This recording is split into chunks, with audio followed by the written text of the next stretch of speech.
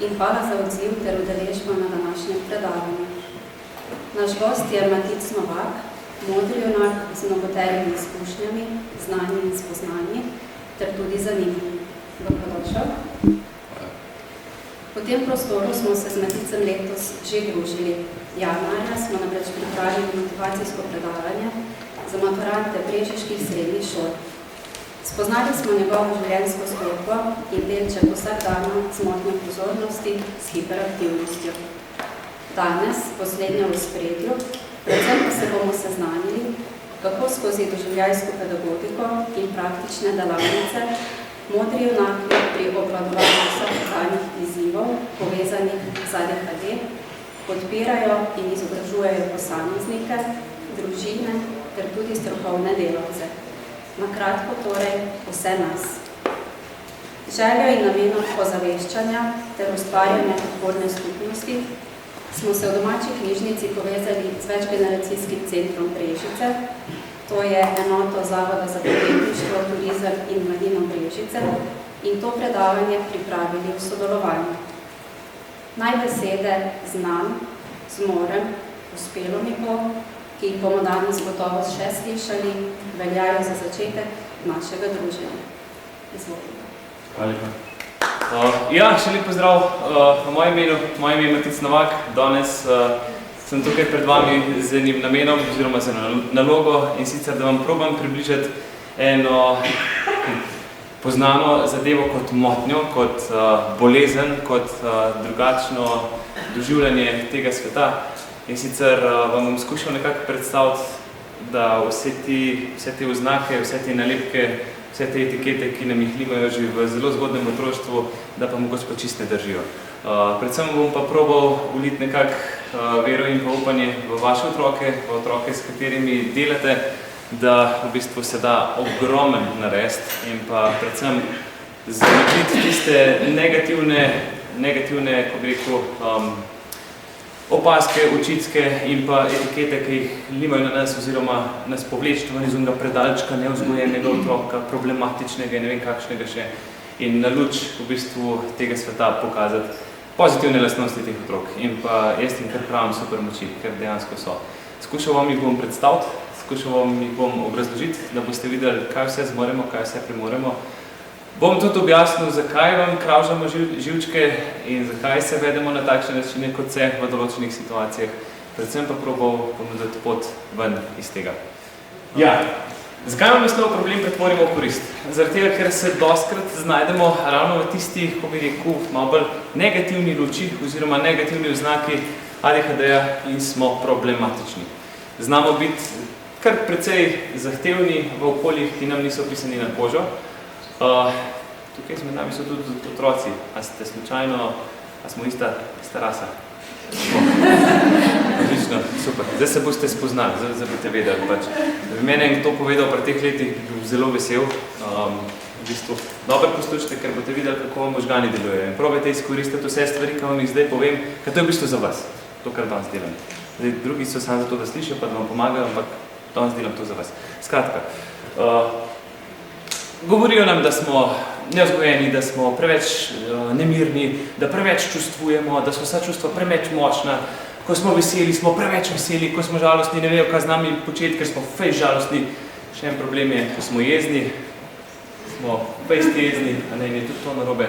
Skratka, znamo biti kar velik problem za tistega, ki nas ne razume, za tistega, ki ne ve, koga ima pred sabo, ali si ne upa predstopati, ali pa za tistega, ki postavi zid pred nami in si reče, kaš ti meni, razvajen mulc, in te enostavno dajo na distanco, to nas pa ubija.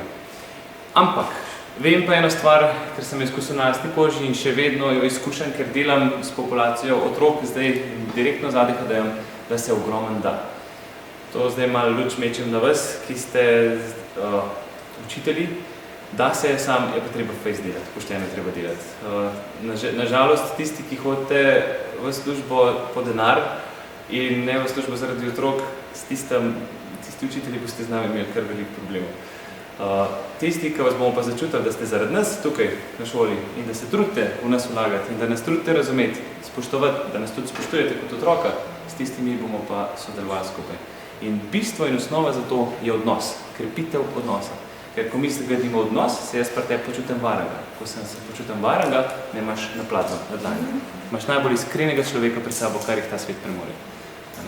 Ampak, da pa to dosežeš, sta pa dve varianti. Ena, da te živciramo toliko časa, dokler ne popustiš, ker to znamo zelo dobro.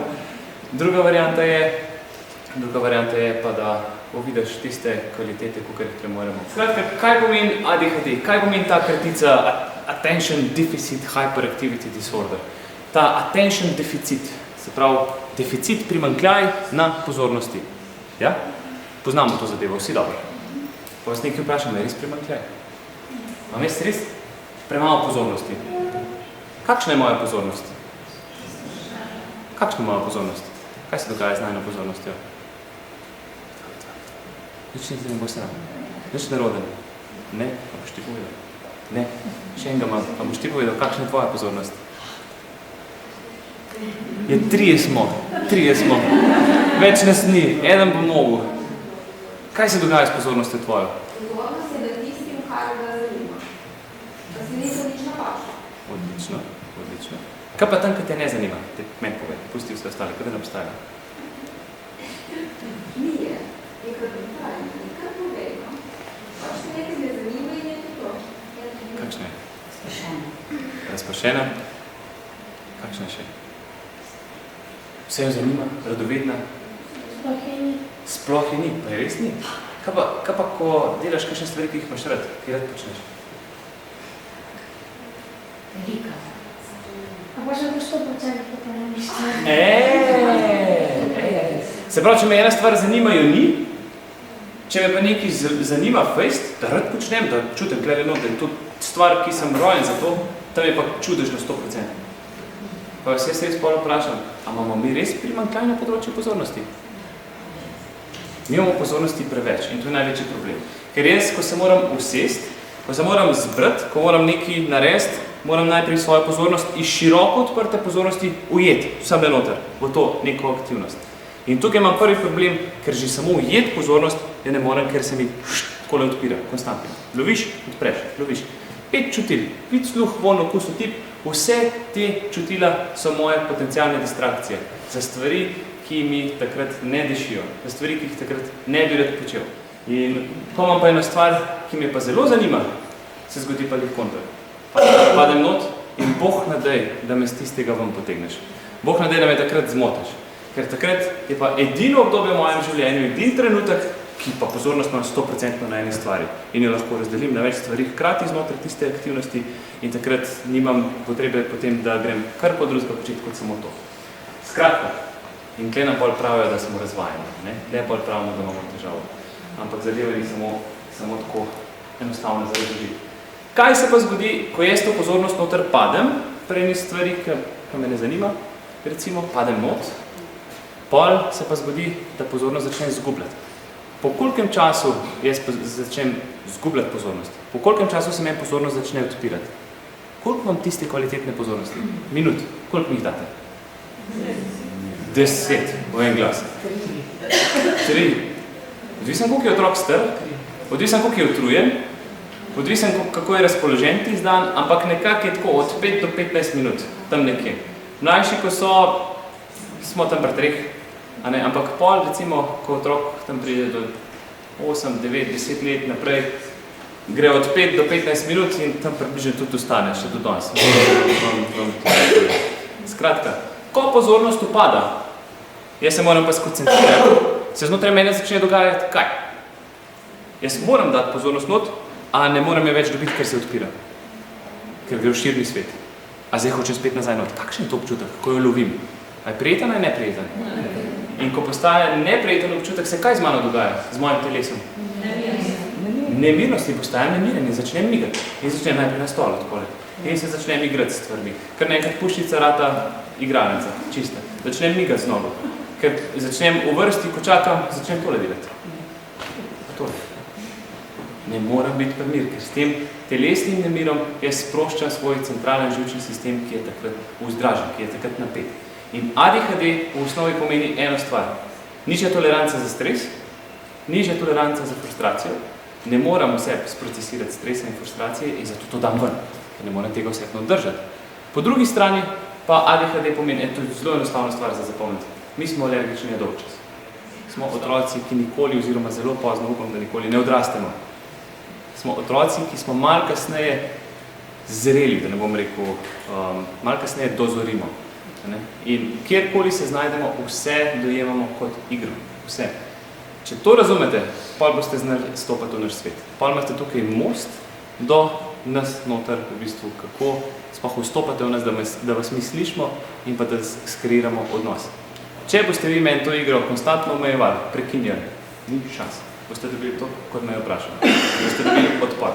Zaradi tega, ker se ti z mano ne igraš več. Ker ti nisi več otrok, jaz sem pa otrok in iščem te, ki so otroci.